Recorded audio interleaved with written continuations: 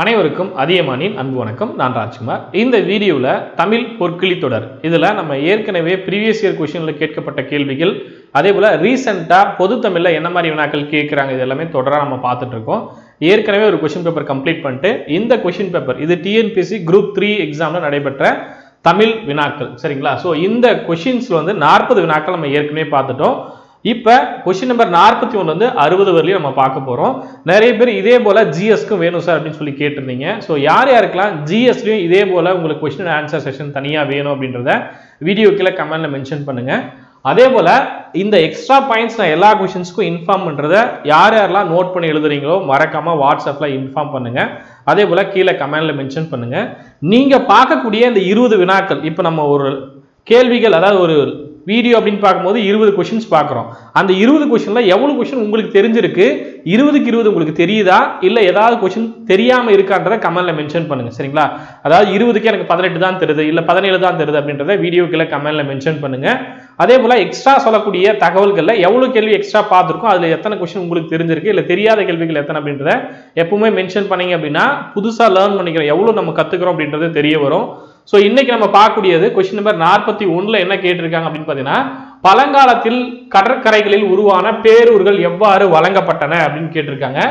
40வது கேள்விக்கு நம்ம என்ன பார்த்தோமோ அதே போலதான். சரிங்களா? ஸோ இதுக்கு எக்ஸ்ட்ரா பாயிண்ட் சொல்லும் போது இதையுமே நான் சொல்லியிருப்பேன்.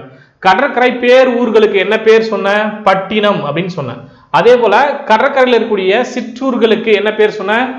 பாக்கம் அப்படின்றத சொல்லியிருந்தேன். சரிங்களா? ஊரும் பேரும் ராபி சேது பிள்ளை அவர்களுடைய ஊரும் பேரும் நூல்ல இந்த தகவல் எல்லாமே இருக்கும். பட்டினம் அப்படின்னா பேரூர்கள், பாக்கம் அப்படின்னா சிற்றூர்கள். இதே குப்பம் அப்படின்னாலும் கேட்பாங்க. மீனவர்கள் வாழக்கூடிய பகுதிகள் வந்து குப்பம் அப்படின்னு சொல்லுவோம். அதே போல கீழக்கரை அப்படின்றது எப்படி வரும் அப்படின்னா, கீழக்கரை, கோடியக்கரை, நீலாங்கரை நம்ம கேள்விப்பட்டிருப்போம். ஸோ கீழக்கரைன்றது தமிழ்ல எப்படி வரும் அப்படின்னு பாத்தீங்கன்னா, பரதவர், அதாவது நெய்தல் நில மக்கள், பரதவர் பரத்தியர், அவங்க வாழக்கூடிய பகுதியை நம்ம என்னன்னு சொல்லுவோம்? கீழக்கரை, கோடியக்கரை, நீலாங்கரை, இதெல்லாம் நம்ம சொல்லுவோம். சரிங்களா? சோ குப்பம் அப்படின்னா மீனவர்கள் வசிக்கக்கூடிய பகுதி, இப்ப நம்ம வழக்கத்துல பயன்படுத்தக்கூடிய வார்த்தை. சரியா? சோ இது எல்லாமே ரொம்ப முக்கியமான வார்த்தைகள். கண்டிப்பா கொஸ்டின்ஸ் அடுத்த கொஸ்டின் பேப்பர்ல இந்த மாதிரியான வினாக்கள் வரலாம், ஏன்னா சிலபஸ்ல இருக்கு. இதை நோட் பண்ணிக்கோங்க. சரியா? இது இல்லாம காடுகள்ல பட்டிகளா இருக்குது, அதாவது ஆடு மாடுலாம் நம்ம அடைச்சு வைக்கிறோம் இல்லையா? சோ அந்த மாதிரி இருக்கக்கூடிய ஊர்களுக்கு பட்டி அப்படின்ற பேர் இருக்கும். இதே மலைகள், கிருஷ்ணகிரி, நீலகிரி சொல்றோம் இல்லையா? சோ மலை சார்ந்த பகுதிகள் இருக்கும் போது நம்ம கிரி அப்படின்ற வார்த்தை, நீலகிரி, கிருஷ்ணகிரி, இந்த மாதிரி நமக்கு பெயர்கள் இருக்கும். அதே போல தமிழ்நாட்டுல எந்த மாவட்டம் காடுகள் அதிகமா இருக்கு அப்படின்னு கேட்டாங்கன்னா, ஏற்கனவே டிஎன்பிஎஸ்சில கேட்கப்பட்ட கேள்வி தருமபுரி மாவட்டம். சரியா? அடுத்த கேள்வி பாருங்க, தலைவர்களை உருவாக்குபவர் என அழைக்கப்பட்டவர் யார் அப்படின்னு கேட்டிருக்காங்க. யாரு உங்களுக்கு தெரிஞ்சதா? கிங் மேக்கர் காமராசர் அவர்கள். இவருக்கு எந்த ஆண்டு பாரத ரத்னா விருது கொடுத்தாங்க அப்படின்னு கேட்கலாம். 1976ல பாரத ரத்னா கொடுத்தாங்க. அதே போல ஏழை பங்காளர், கர்ம வீரர், காமராசர், இந்த மாதிரி நிறைய பேர் நம்ம காமராசர் அவர்களுக்கு சொல்லலாம். இலவச கட்டாய கல்வி திட்டத்தை யார் கொண்டு வந்தாங்கன்னு கேட்கலாம். இலவச கட்டாய கல்வி திட்டத்தை யார் கொண்டு வந்தது? காமராசர் அவர்கள். மதிய உணவு திட்டம் யார் கொண்டு வந்தாங்க அப்படின்னு, இலவச மதிய உணவு திட்டத்தை கொண்டு வந்தவர் யாருன்னு கேட்டாங்கன்னா காமராசர். அதே கேள்வியை கொஞ்சம் மாத்தி சத்துணவு திட்டம் அப்படின்னு கேட்டாங்கன்னா எம்ஜிஆர் அவர்கள். சரியா? சோ ரெண்டையுமே கன்ஃபியூஸ் பண்ணிக்காதீங்க. அதே போல தமிழ்நாடு அப்படின்ற பேர் யாரு கொண்டு வந்தது? பேரறிஞர் அண்ணா. சரிங்களா?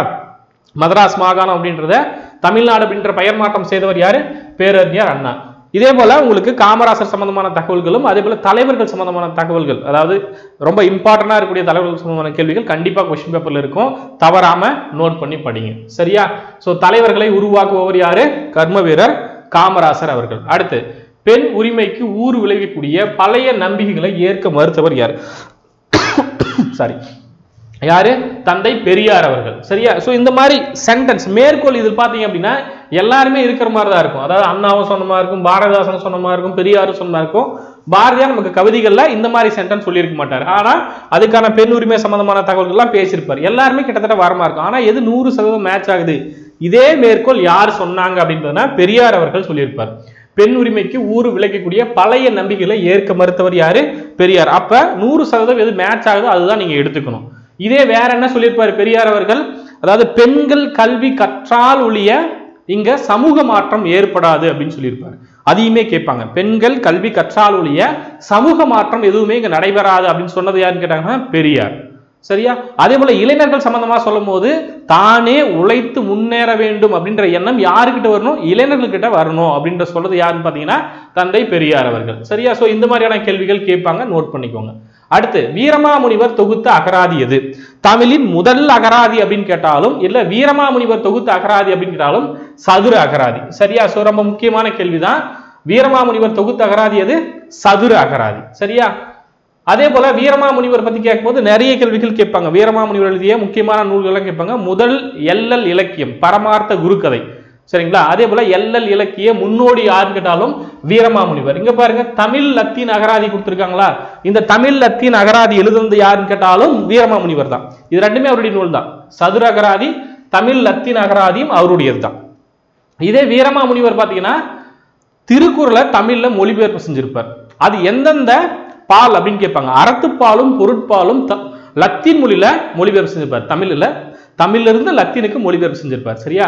வீரமாமுனிவர் அவர்கள் எந்த மொழியில மொழிபெயர்ப்பு செய்தார் அப்படின்னா லத்தீன் மொழி. எந்தெந்த பால் அப்படின்னா அறத்துப்பால் பொருட்பால், இது ரெண்டுமே வீரமாமுனிவர் மொழிபெயர்ப்பு செஞ்சிருப்பார். சரியா? இது இல்லாம அங்க பாருங்க தமிழ் லத்தீன் அகராதி கொடுத்திருக்காங்க இல்லையா? இதே போல இதே டைப்ல முன்னாடி போர்ச்சுகல் போட்டுக்குவாங்க. சரியா? போர்த்துகீசியம் தமிழ் லத்தீன் இந்த மாதிரி ஒரு சென்டென்ஸ் கொடுத்திருப்பாங்க. போர்த்துகீசியம் தமிழ் லத்தீன் இந்த அகராதியும் யாரு கொண்டு வந்தது எழுதியது அப்படின்னு பாத்தீங்கன்னா வீரமாமுனிவர். சரியா? சோ இதெல்லாமே ரொம்ப முக்கியமான கேள்விகள். அடுத்து பாருங்க சரியானதை கண்டறிக. உங்களுக்கு தேவநாய பாவனர் பத்தி படிக்கும் போது உங்களுக்கு நூல் வெளியில கொடுத்திருக்கக்கூடிய அதே தகவலை அப்படியே லைன் பை லைன் கொடுத்திருக்காங்க. சரியா? சோ தேவநாய பாவனர் பாத்தீங்கன்னா அகர முதலி திட்ட இயக்குனராக பணியாற்றிருப்பாரு. சரிங்களா? 74ல தமிழ் சொல்லாராய்ச்சியில் உச்சம் தொட்டுவார். கரெக்ட் தான். உலக தமிழ் கழகத்தை நிறுவி இயக்குனராக இருந்திருப்பார். ரொம்ப முக்கியம். சரியா? அதுக்கு இயக்குனராகவும் அவர் தான் இருந்திருப்பார், டைரக்டர். அதே போல செந்தமிழ் சொற்பிறப்பியல் அகர முதலி தலைவராகவும் இருந்திருப்பார். ரொம்ப ரொம்ப முக்கியமானது. இது எல்லாமே சரிதான். சரிங்களா? கேள்வி சரியானதை கண்டறிய அப்படின்னு தான் கேட்டிருக்காங்க. இது எல்லாமே சரியானதான். என்னென்ன கொடுத்திருக்காங்க? தேவநாய பாவனர் அகர முதலி திட்ட இயக்குனராக பணியாற்றினார். தமிழ் சொல்லாராய்ச்சியில் உச்சம் தொட்டவர். தமிழ் அதாவது உலக தமிழ் கழகம். சரியா? அந்த வார்த்தை ரொம்ப முக்கியம். உலக தமிழ் கழகம் அப்படின்ற வார்த்தை. சரிங்களா? உலக தமிழ் கழகத்தை நிறுவியவர் யாருன்றது தனி கேள்வி. தேவநாய பாவனர். சரியா? செந்தமிழ் சொற்பிறப்பியல் இந்த வார்த்தைலாம் ரொம்ப கவனமா பார்த்துக்கோங்க. செந்தமிழ் சொற்பிறப்பியல் அகராதி. சரிங்களா? அகர முதலி இதனுடைய தலைவராக யார் இருந்தாங்க? தேவநாய பாவனர். சரிங்களா? 74ல அகர முதலி திட்ட இயக்குனராகவும் பணியாற்றிருப்பார். சரியா? தமிழ்நாடு அரசு உதவியின் மூலமா நிறைய நூல்களும் வெளியிட்டிருப்பாங்க. நிறைய ஆய்வு கட்டுரைகள் நிறைய எழுதியிருப்பார். தமிழ் சம்பந்தமான ஆய்வு கட்டுரைகள் நிறைய எழுதியிருப்பாரு. அதே போல மாந்தனும் மனிதனுடைய தோற்றமும். சரிங்களா? அதாவது உலகத்துல முதல் மாந்தன் யார் அப்படின்னா தமிழன் தான் அப்படின்ற ஒரு மிகப்பெரிய கட்டுரையும் இவர் எழுதியிருப்பாரு. அது உலக தமிழ் மாநாட்டிலுமே அவர் பேசியிருப்பார். சரிங்களா? சோ அது 81ல நடைபெற்ற உலக தமிழ் மாநாட்டிலுமே அது பேசியிருப்பார். சரியா? சோ இந்த மாதிரி நிறைய விஷயங்கள் கேட்பாங்க. அதே போல தேவநாய பாவனர் என்ன சொன்னோம்? செந்தமிழ் ஞாயிறு அப்படின்னு கேட்பாங்க, மொழி ஞாயிறு அப்படின்னு கேட்பாங்க. கிட்டத்தட்ட 174 சிறப்பு பெயர்கள் அவருக்கு இருக்கும். அதே போல ரொம்ப மேற்கோளா கேட்டாங்கன்னா என்ன கேட்பாங்க அப்படின்னு பாத்தீங்கன்னா தேவநாய பாவனர் என்ன சொல்லியிருப்பார்? அவருடைய மேற்கோள் அப்படின்னு பார்க்கும்போது அவர் ரொம்ப வறுமையில் இருந்திருப்பார். சரியா? ஒரு இடத்துல அவர் கிண்டல் பண்ணிடுவாங்க. அதாவது பணியை விட்டு வெளியே போக சொல்றது வேற மாதிரி கிண்டல் பண்ணும்போது என்ன சொல்லியிருப்பாரு? எனக்கு வறுமையும் உண்டு, மனைவி மக்களும் உண்டு, அதே போல மானமும் உண்டு அப்படின்னு சொல்லியிருப்பார். இந்த மேற்கோள் யார் சொன்னது? தேவநாய பாவனர். சரியா? அவருடைய வாழ்வியல் சம்பந்தமான ஒரு மேற்கோள். ஏன்னா தலைவர்கள் பத்தி சம்பந்தமான தகவல்லாம் தெளிவா படிச்சுக்கோங்க. ஏன்னா தமிழ் அறிஞர்களும் தமிழ் தொண்டும் அதுல கேட்டுருவாங்க. சரியா? சோ இதெல்லாம் அனைத்தும் சரி அப்படின்றது கரெக்ட். அடுத்து பாருங்க தமிழ் விடுதூது என்னும் சிற்றிலக்கிய நூலை 1930 முதலாக பதிப்பித்தவர். உங்களுக்கு இயர் தெரியல அப்படின்னாலும் அவங்க வார்த்தை கொடுத்துட்டாங்க. முதலில் பதிப்பு செய்தவர் அப்படின்னு கொடுத்துட்டாங்க. இதை படிச்சிருப்பீங்க. முதலாக பதிப்பு செய்தவர் யாரு? உவேஸ் அவர்கள் தான். தமிழ் விடுதூது. சரிங்களா? சிற்றிலக்கியம் எத்தனை வகைப்படும்? 96 வகைப்படும். எதுலாம்? தூது, உலா, அந்த மாதிரி நிறைய சொல்லிட்டே போலாம். சரியா? தூது, உலா. அதே போல நமக்கு தமிழ் விடுதூது அப்படின்னு வரும்போது தமிழ் விடுதூதுல கன்னி. சரிங்களா? தமிழ் விடுதூது நூல் இருக்கு இல்லையா? அது எத்தனை கன்னிகள் அப்படின்னு கேட்பாங்க. 268 கன்னிகள் இருக்கு. 268 என்ன பாவகை அப்படின்னு கேட்டாங்கன்னா கன்னி. சரிங்களா? அதான் 2 அடிகளால் பாடக்கூடியது. சரிங்களா? அதுவும் எதுகை சம்பந்தமான பாடல் பார்த்தீங்கன்னா கன்னி எப்படி அமைஞ்சிருக்கும்? எதுகை மூலமா தான் அமைஞ்சிருக்கும். சரியா? வெறுமனே தூது என்ன பாவகை அப்படின்னா சந்தோஷமா கலிவெண்வா அப்படின்னு கொடுக்கலாம். சரியா? அந்த மாதிரி கொஸ்டின்ஸ் கேட்பாங்க. தமிழ் விடுதூதனுடைய ஆசிரியர் யார் அப்படின்னா நமக்கு பேர் தெரியாது. தமிழை தூதா அனுப்பக்கூடிய ஒரு நூல் தான் தமிழ் விடுதூது. சரியா? இதே வெறுமனே தூதுக்கு என்ன பேருன்றதை அடிக்கடி எக்ஸாம்ல கேட்கிறாங்க. தூது அப்படின்னா சந்து இலக்கியம். சரிங்களா? சந்து இலக்கியம், வாயுர் இலக்கியம். வாய் மூலமா போன கொஸ்டின் பேப்பர் கேட்டிருந்தாங்க இல்லையா, வாயுர் இலக்கியம் என்று அழைக்கப்படுவதுன்னு கேட்டிருந்தாங்க. ஸோ அந்த மாதிரி ஏரியாவில் தான் கொஸ்டின்ஸ் கேட்கறாங்க அப்படின்னு ரொம்ப கவனமா பாருங்க. இது எல்லாமே சிலபஸ்குள்ள நம்ம அடைக்க முடியும். சரியா? யார் வந்து பதிப்பு செய்தது உவேசா அவர்கள், தமிழ் தாத்தா உவேசா. இதை நீங்க சிற்றிலக்கியம் டாபிக்ல படிச்சாலும் சரி, இல்ல உவேச சம்பந்தமான தகவல்ல படிச்சாலும், எப்படி படிச்சிருந்தாலும் அது படிச்சிருக்கணும். எந்த இயர் சொல்லியிருக்காங்க? 1930. அதுவும் சரியானதுதான். சரியா? அடுத்து பேசப்படுவதும் கேட்கப்படுவதுமே உண்மையான மொழி அப்படின்னு சொன்னது யாரு? மூவா சொல்லியிருப்பாரு. பேசப்படுவதும் கேட்கப்படுவதும் தான் உண்மையான மொழி அப்படின்னு சொன்னது யாரு? மு வரதராசனார். அவர் எந்த நூலுக்கு சாகித்ய அகாடமி விருது பெற்றார் அப்படின்னா அகல் விளக்கு அப்படின்ற நூலுக்கு சாகித்ய அகாடமி விருது பெற்றிருப்பாரு. நிறைய தமிழ் சம்பந்தமா நிறைய நூல்கள் எழுதியிருப்பார். சரியா? அதுவும் கடித இலக்கியத்தை ரொம்ப தீவிரமா கொண்டு போய் சேர்த்திருப்பாரு தமிழ் அறிஞர்கள் கிட்ட. அது சம்பந்தமா நம்ம கேட்கும் போது அவருடைய கடிதம் யாருக்கு எழுதினார் அப்படின்னு கேட்டாங்க அப்படின்னா தங்கைக்கு அப்படின்னு கேட்பாங்க. அண்ணா எப்படி தம்பிக்கு அப்படின்ற கடிதம் எழுதினாரோ அது போல மூவா யாருக்கு வந்து கடிதம் எழுதினார் அப்படின்னு கேட்டாங்கன்னா அவரும் மற்றவர்களுக்கு எழுதியிருப்பாரு. பட் ரொம்ப ஃபேமஸ் ஆனது தங்கைக்கு அப்படின்ற கடிதம். சரியா? அதே போல மூவாவுடைய இன்னொரு முக்கியமான நூல் அப்படின்னு கேட்கும்போது தேங்காய் துண்டுகள் கேட்பாங்க, கறி துண்டுகள் கேட்பாங்க, குரட்டை ஒலி அடிக்கடி கேட்கிறாங்க. ஸோ இந்த மாதிரியான நூல்கள்லாம் கேட்பாங்க. சரியா? மூவாவுடைய முக்கியமான நூல்களும் கேட்பாங்க. அதையும் நோட் பண்ணிக்கோங்க. சரியா? நீங்க படிக்கக்கூடிய தமிழ் இலக்கிய வரலாறு நூல் பார்த்தீங்கன்னா மூவாவுடைய நூல் ரொம்ப சிறப்பா இருக்கும். சரிங்களா? சாகித்ய அகாடமி வெளியிடக்கூடிய அந்த புத்தகமும் நீங்க படிக்கிறது, எக்ஸாம் படிக்கிறதுக்கு அதுவும் கூட ரொம்பவே யூஸ்ஃபுல்லா இருக்கும். சரியா? விருது பெற்ற நூல் அப்படின்னு கேட்டாங்கன்னா அகல் விளக்கு பதிவு, அவங்க சாகித்ய அகாடமி பதிப்புல தமிழ் இலக்கிய வரலாறும் இருக்கும். சரியா? நிறைய அறிஞர்கள் இருப்பாங்க.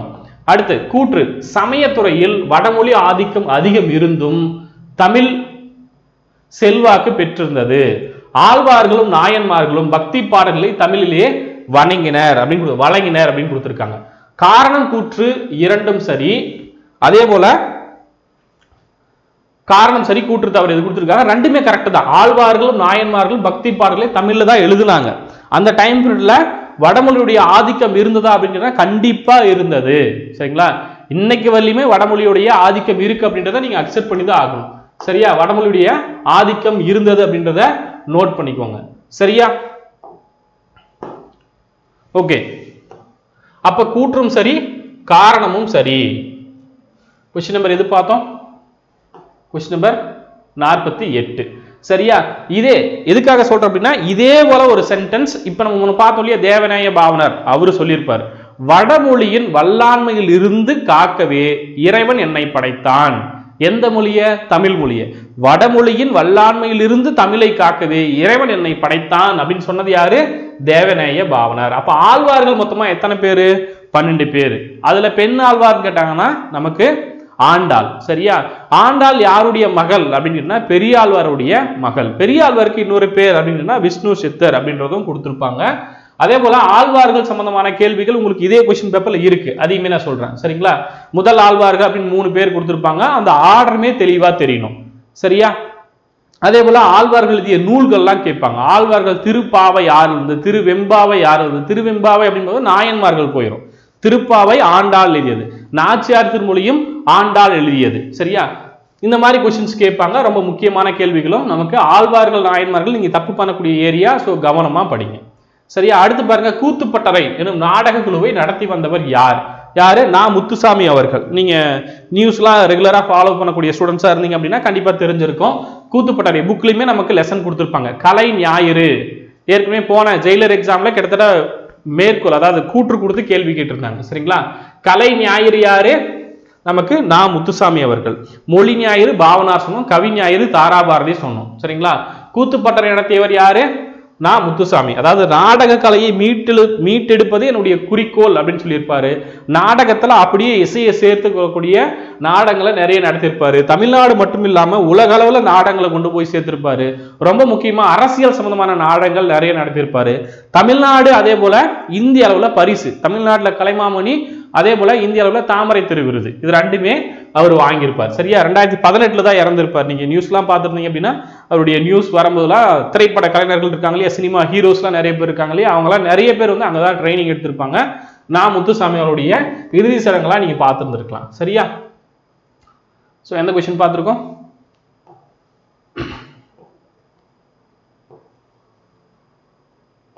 தமிழ் விடு தூது பார்த்துட்டோம்.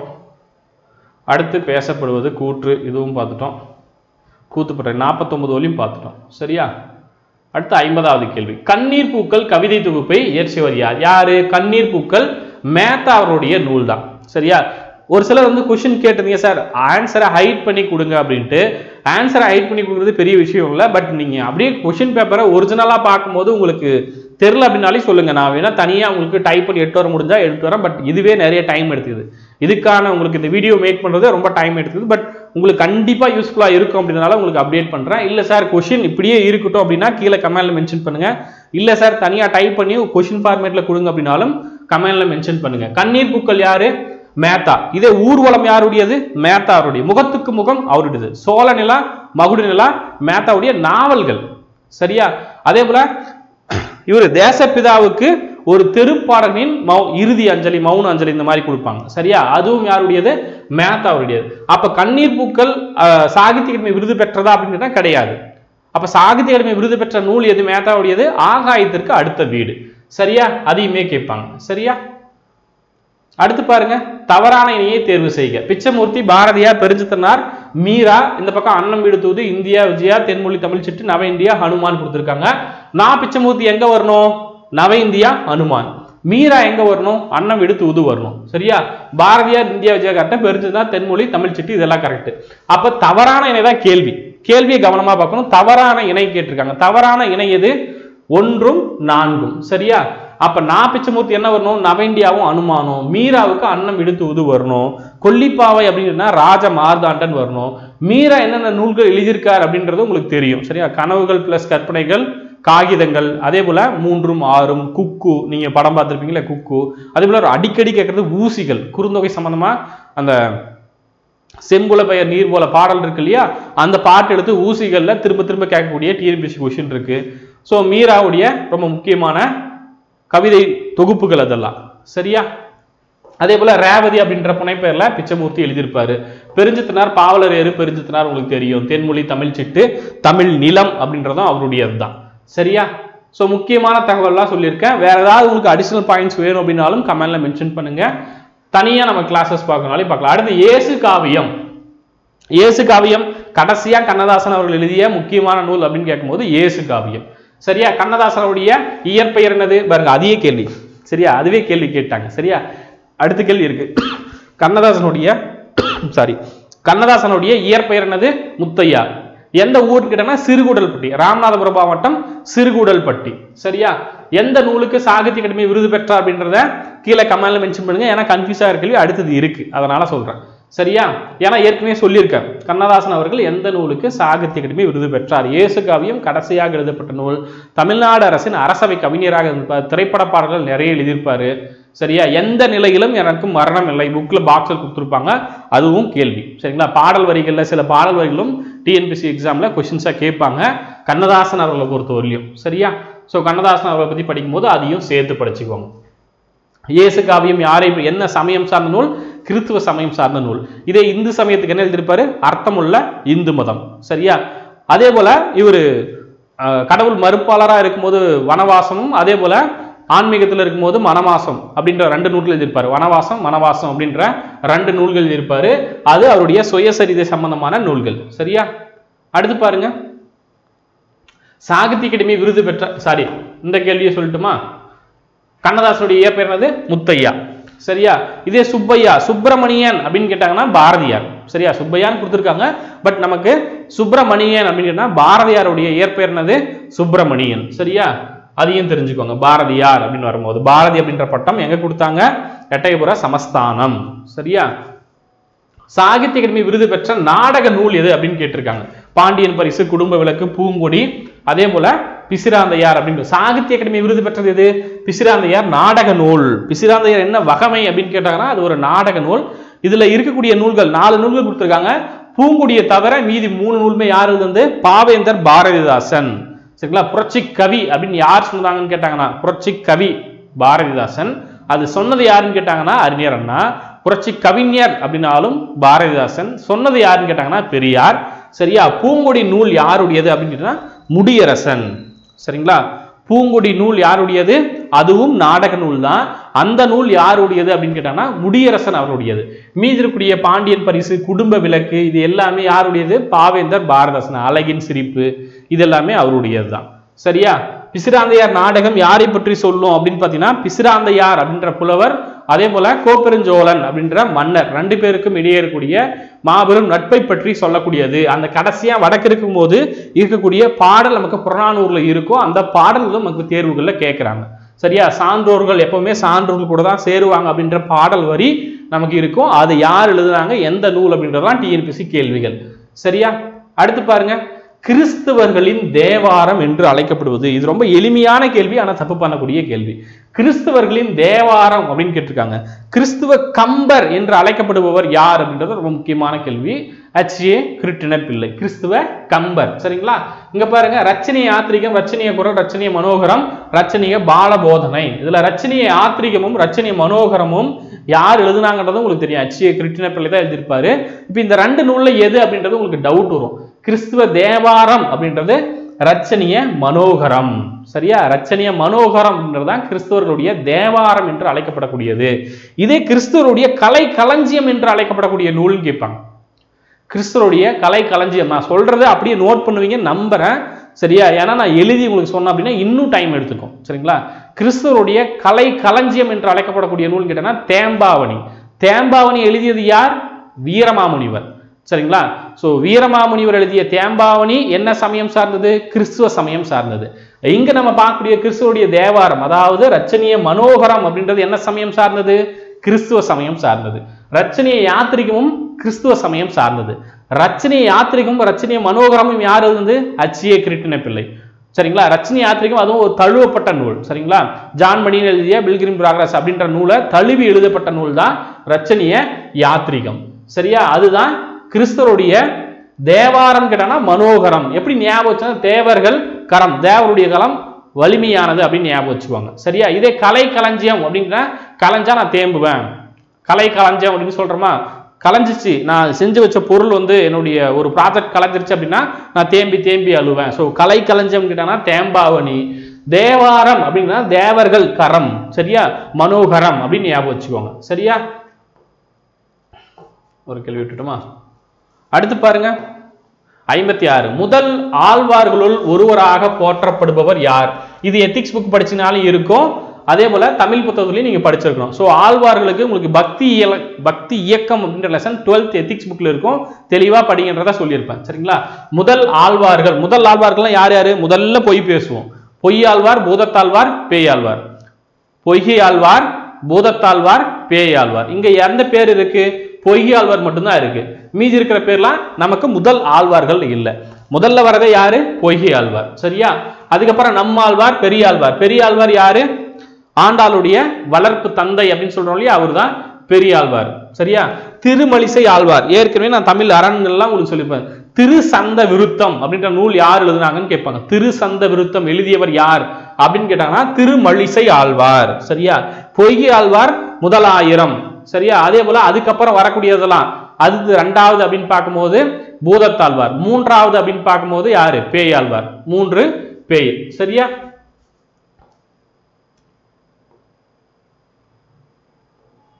Question number 55, 56. அடுத்து பாருங்க, இதே குலசேகர ஆழ்வார் என்ன நூல் பார்க்கிறோம்? பெருமாள் திருமொழி. எத்தனை பாடல்கள்? 105 புக்ல இருக்கிறது. சரியா? புக்ல இல்லாத தகவலும் நம்ம படிக்கணும், வேற ஒண்ணும் இல்லை. சரிங்களா? அடுத்து பாருங்க, தமிழகத்தில் ரசவாதிகள் என்று கருதப்படுபவர்கள் யார்? மன்னர்கள், புலவர்கள், சித்தர்கள். ரொம்ப எளிமையான கேள்வி. அப்புறம் வள்ளல்கள் கொடுத்திருக்காங்க. ரசவாதிகள் அப்படின்னா சித்தர்கள் தான், அப்படியே கொடுத்திருப்பாங்க புக்ல. சரியா? ரசவாதிகள் அப்படின்னா நமக்கு விழிப்புணர்வுகளை ஏற்படுத்தக்கூடியவர்கள் யாரு? சித்தர்கள் தான் வந்து தமிழகத்துடைய ரசவாதிகள். அந்த டைம் பீரியட்லயே வந்து பகுத்தறிவு பத்தி பேசியிருப்பாங்க, கடவுள் மறுப்பு பத்தி பேசியிருப்பாங்க, ஆன்மீகத்தை ரொம்ப எப்படி நம்ம தெளிவா ஃபாலோ பண்ணணும் அப்படின்றத பத்திலாம் பேசியிருப்பாங்க. ஸோ தமிழகத்தின் ரசவாதிகள் அப்படின்னா சித்தர்கள் தான். சித்தர்கள் எத்தனை பேர்? 18 பேர். ஆதி சித்தர் யாரு? திருமூலர். சரியா? திருமூலர் எழுதியது என்னது? திருமந்திரம். அதுதான் தமிழ் 3000 அப்படின்னு நம்ம சொல்றோம். தமிழ் 3000 அப்படின்ற பேர்ல டெய்லி நைட் 8:30க்கு நம்ம என்ன பண்ண போறோம்? கொஸ்டின் அண்ட் ஆன்சர் டிஸ்கஸ் பண்ண போறோம். தமிழ்ல ரொம்ப முக்கியமான கேள்விகள், மாடல் கொஸ்டின் 6ல இருந்து 12 வரையும் கம்ப்ளீட்டா ரிவிஷன்ஸ்ல இருந்து சில கொஸ்டின்ஸ் எடுத்து நம்ம பார்க்க போறோம். சரியா? சோ இதுலயே உங்களுக்கு ரசவாதிகளுக்கு விட்டுட்டு அப்படியே பசிப்பினி மருத்துவர்கள் அப்படின்னு யாரு? வள்ளல்கள். பசிப்பினி மருத்துவன் என்று அழைக்கப்படுபவர்கள் யாரு? வள்ளல்கள். சரியா? அடுத்து பாருங்க, காலமேக புலவருடைய இயற்பெயர் என்னது? வரதன். என்னது? காலமேக புலவருடைய இயற்பெயர் என்னது? வரதன். இவரு வைணவராக இருந்து சைவராக மாறியவர். யாரு? காலமேக புலவர். சரிங்களா? சிலேடை பாடுவதில் வல்லவர், அதாவது இரட்டுற மொழிகள் நம்ம சொல்றோம் இல்லையா, சிலேடை பாடுவதில் வல்லவர் யார் அப்படின்னா காலமேக புலவர். சரியா? வைணவராக இருந்து சைவராக மாறியவர். மடைப்பள்ளியில சமையல் பணியும் செஞ்சிருப்பார். யாரு? காலமேக புலவர். நம்ம இந்த குரங்குக்கு கவி சொல்றோம் இல்லையா, இப்போ மங்கி ஃபால்ஸ்லாம் கவி அருவின்னு மாத்திருக்காங்க இல்லையா, ஸோ கவி அப்படின்றதெல்லாம் பயன்படு, கவியரசே எங்க உங்க வாள், அதெல்லாம் கேட்டிருப்பார். யாரு? காலமேக புலவர். இயற்பெயர் வரதன்.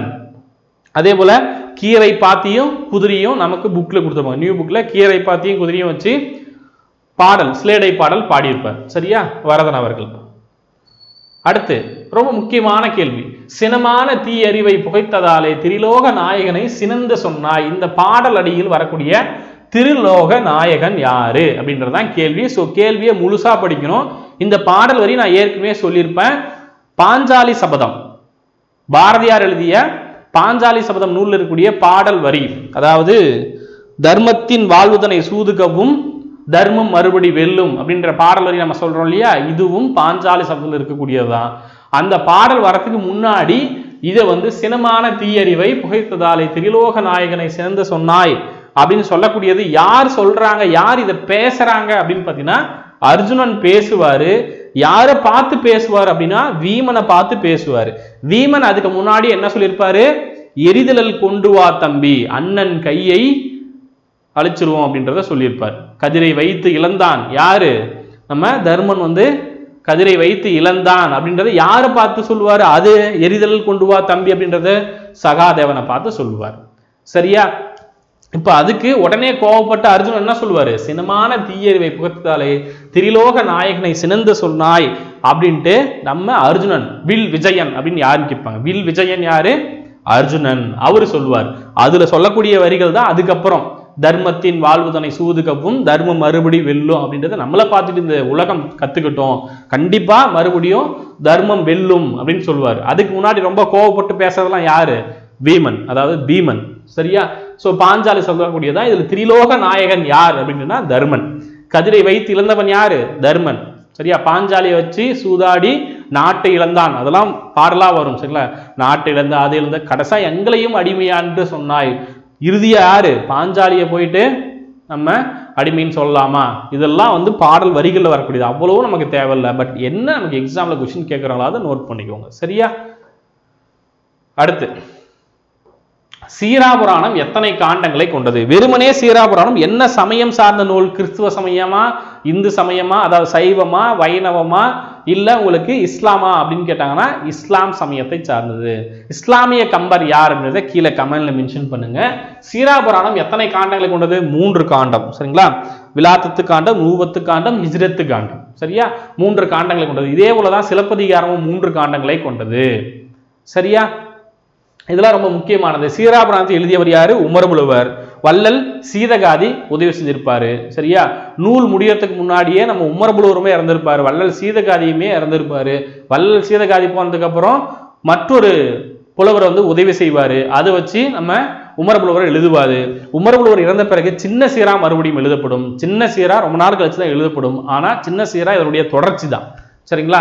சோ சீராபுராணம் எத்தனை காண்டங்களை கொண்டது அப்படின்னு கேட்டோம்னா 3 காண்டங்களை கொண்டது. இதுவும் ரொம்ப முக்கியமானது. இதுல வரக்கூடிய அந்த பரதத்தை பத்தி தான் கொஸ்டின்ஸ் கேட்பாங்க. என்ன சமயம் அப்படின்றதும் கொஸ்டின்ஸ் கேட்பாங்க. சரியா? இதே போல கம்பராமாயணம், இந்த டைப் ஆஃப் கொஸ்டின்ஸ் ரொம்ப முக்கியம். சரியா? கம்பராமாயணத்துல எத்தனை காண்டம் அப்படின்னு ஆப்ஷன் கொடுத்துருக்காங்களா, நீங்க தப்பு பண்றதுக்கு 6 காண்டங்கள், இந்த மாதிரி தான் சொல்றேன். சரியா? So maximum question number 20 questions, 41ல இருந்து 60 20 கொஸ்டின்ஸ் பார்த்துருக்கோம். ரொம்ப ரொம்ப முக்கியமான தகவலுக்கு எக்ஸ்ட்ரா பாயிண்ட்ஸ் நிறைய சொல்லியிருக்கேன். அதுவும் வந்து உங்களுக்கு தெரிய ஏற்கனவே நம்ம டிஸ்கஸ் பண்ணாத பாயிண்ட்ஸ் முடிஞ்சோலையும் எதெல்லாம் உங்களுக்கு ஆட் பண்ணி சொல்ல முடியுமோ அதெல்லாமே சொல்லியிருக்கேன். இந்த வீடியோ உங்கள் ஃப்ரெண்ட்ஸ்க்கு மறக்காமல் ஷேர் பண்ணுங்கள். வீடியோ பார்த்து முடிச்சிட்டு அப்படின்னா எந்த அளவு உங்களுக்கு யூஸ்ஃபுல்லாக இருக்குது அப்படின்றத கமெண்ட்ல மென்ஷன் பண்ணுங்கள். இந்த 20 கேள்விகளில் எத்தனை கேள்விகள் உங்களுக்கு தெரிஞ்சது அப்படின்றத கமெண்ட்ல மென்ஷன் பண்ணுங்கள். எக்ஸ்ட்ரா பாயிண்ட்ஸ் சொன்ன கொஷின்ஸில் எவ்வளோ கொஷின் உங்களுக்கு தெரிஞ்சிருக்கு அப்படின்றதையும் மென்ஷன் பண்ணுங்கள். இது இல்லாமல் உங்களுக்கு ஏதாவது ஃபீட்பேக் இருக்குது அப்படின்னாலும் கமெண்ட்ல மென்ஷன் பண்ணுங்கள். சரியா? So video classes, test patches, online classes, offline classes, அதே போல் ஸ்டடி ஆல் வேணுன்றவங்க கீழே இருக்கக்கூடிய நம்பருக்கு கான்டாக்ட் பண்ணுங்கள். டெய்லி நைட்டு லைவ் இருக்கும், அந்த லைவ்லையும் ஜாயின் பண்ணிக்கோங்க. தமிழுக்கான கிளாஸஸ் இல்லை டெஸ்ட் பேட்சஸ் வேணும் அப்படின்னாலும் மறக்காமல் கமெண்ட் பண்ணுங்கள். புக்ஸ் டிஎன்பிஎஸ்க்கு நான் இப்போ தான் புதுசாக படிக்கிறேன், எனக்கு படிக்கிறதுக்கான புக்ஸ் வேணுன்றவங்க கீழே இருக்கக்கூடிய நம்பருக்கு கான்டாக்ட் பண்ணிக்கோங்க. நன்றியுடன் அதிகமான குழுமம் கற்றலை தவம் ஆர்ஷவரம். நன்றி, வணக்கம்.